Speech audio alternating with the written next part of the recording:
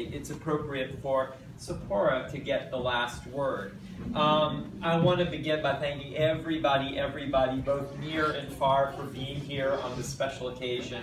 And one of the themes that Zipporah is going to elaborate on in her prepared remarks is why we chose this day for us to gather for the occasion of her bas mitzvah.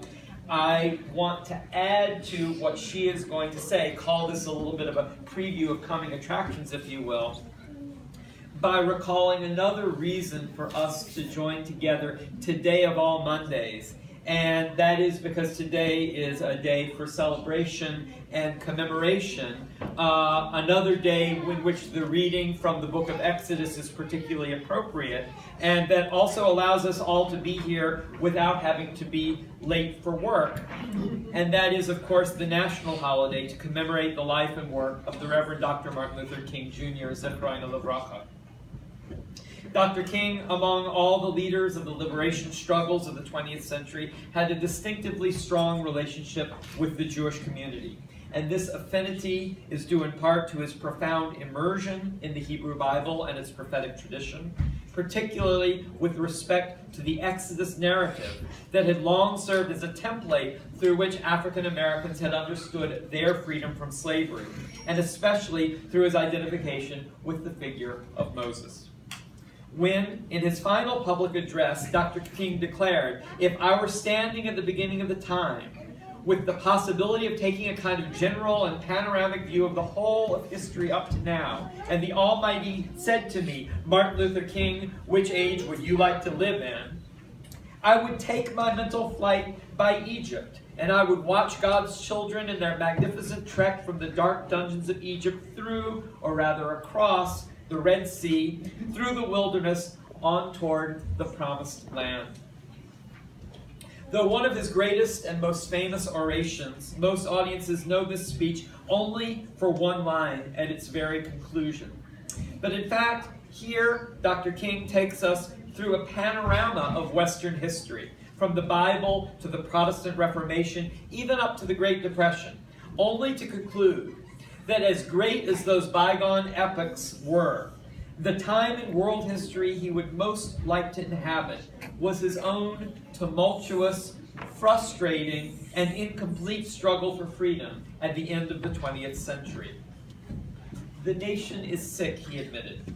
"Trouble is in the land, confusion all around, but I know somehow that only when it is dark enough can you see the stars."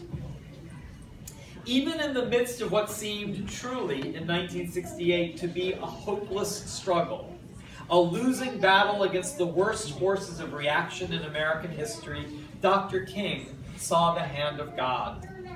His wisdom that night was only a hair's breadth away from fatalism. He knew that the task of freedom was not the work of a single lifetime, nor the achievement of a single man. Yet the panorama of history he evoked that night taught that each generation has its own challenges, its own obligations, its own opportunities, its own hopes. Dr. King that night saw with Moses' eyes the end of his struggle. Like Moses, he had been to the mountaintop. The promised land was a place he could only imagine but never reach. Like Dr. King, I'm a Southerner.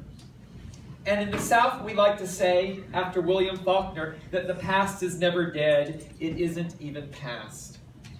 We understand with Dr. King and with all the prophets of history that history itself is neither an unstoppable march of progress nor an unavoidable descent into decline and despair.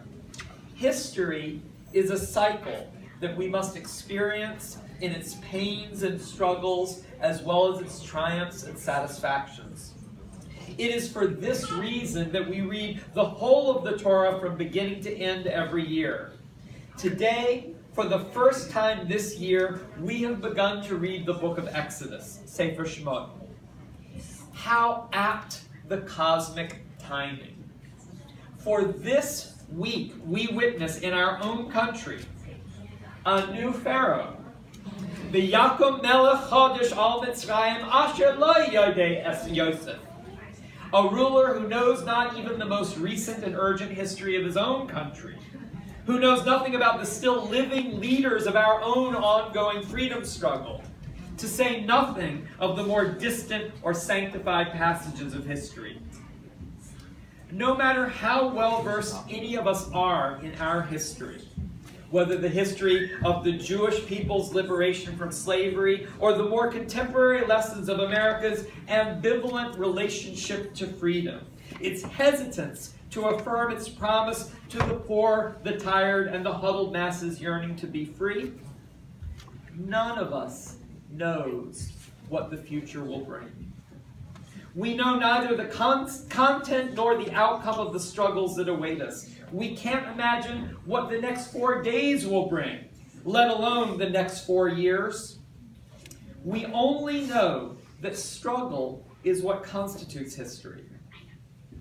What we struggle for and against today will continue to challenge us in the years to come. What Dr. King shows us in words and deeds and moral example is not a lesson in American history, but the challenges and struggles of the eternal and urgent now. The obligation to embrace freedom, not as a luxury commodity, but as the unseen bond of community that we each owe one another, regardless of where we come from, who we are, what we believe, or who we love. I cannot teach Zipporah these lessons. I can only have faith that she will learn these lessons on her own, through her continued experience as an American citizen and her ongoing commitment to learn from wherever she may seek wisdom and understanding. I am proud beyond expression of what she has shown us today in her beautiful kriyah, her resonant tefillah, and her well-spoken Devar Torah soon to follow. I can only hope and express the wish, the faith, the prayer that she will continue to study Torah and that she will continue to contemplate the example of her namesake, Zipporah, in learning to reconcile the obligations we owe God with the obligations we owe one another. Spoiler alert. I hope and believe that the Torah, for her, should always be a book not just of rules, but of possibilities. A book of freedom as much as a book of obligations. There is no lesson to be found there mightier than tzedek, tzedek tirdoif laman tihyeh, justice, justice you shall pursue, that you may live, you and all those around you. In dark times, there is no greater light than this. But it is only on dark nights that we may truly see the stars. And Zipporah, my darling daughter, you and your brother Rafi will always be the brightest stars in my blue heaven.